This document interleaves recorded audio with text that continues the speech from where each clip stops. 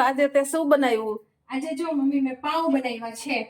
હા તમે જોઈ શકો છો હા. એકદમ સરસ સોફ્ટનેસ અને જો એકદમ પોચા રૂ જેવા જો હા હા હા છે ને એકદમ પોચા રૂ જેવા. હા તો આ તમે પણ ઘરે બનાવી શકો. અહીંયા છે ને 1.5 ટેબલ સ્પૂન આપણે ઈસ્ટ લેશું અને મેઝરિંગ કરીએ તો 4 ગ્રામ આપણે ઈસ્ટ લેવાની છે.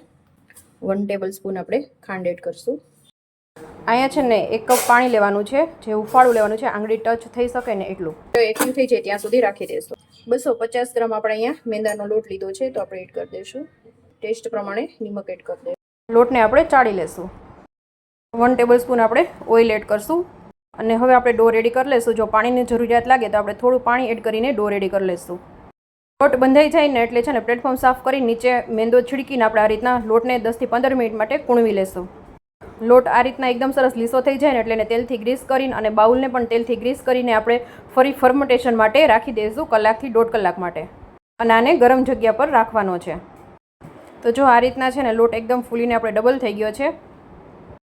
આવી રીતે છે ને સ્પંચ કરીને પ્લેટફોર્મ પર ફરી મેંદો અને હાથમાં તેલ લગાડીને ફરી આપણે 5 થી 7 મિનિટ માટે કૂણવી લેશું.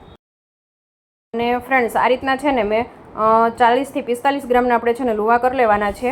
લોટને છે ને 2 થી 3 વાર પ્રેસ કરીને પછી આ રીતના આપણે લુવા કરી લેવાના છે.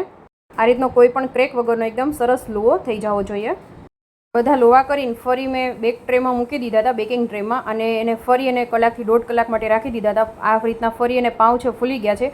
પછી આપણે ઉપર મિલ્ક છે આ રીતના એકદમ આછી રીતે એટલે હળવા હાથે આપણે લગાડી દઈશું. ઓટીજીને છે ને 180 ડિગ્રી ઉપર 10 મિનિટ પહેલાં મેં પ્રીહીટ કરી લીધું હતું. ફરી આપણે ઓટીજીમાં 180 ડિગ્રી ઉપર 20 મિનિટ માટે બેક કરી લેશું અને રો છે બંને ચાલુ રાખવાની છે. બેક થઈ જાય એટલે પછી આ રીતના તરત જ ગરમ ગરમ ઉપર આપણે બટર લગાડી દઈશું અને અનમોલ્ડ કરી લેશું અને ઉપર કપડું ઢાંકીને 5 થી 10 minute as it is am જ રાખી દઈશું. આ રીતના પાઉં બની ગયા છે ફ્રેન્ડ્સ, અને હું તમને એક તોડીને પણ બતાવું છું. એકદમ રૂ જેવા પોચા બન્યા છે ને, તો ઘરે એકદમ સરળ રીતે પાઉં છે બની જાય છે ફ્રેન્ડ્સ.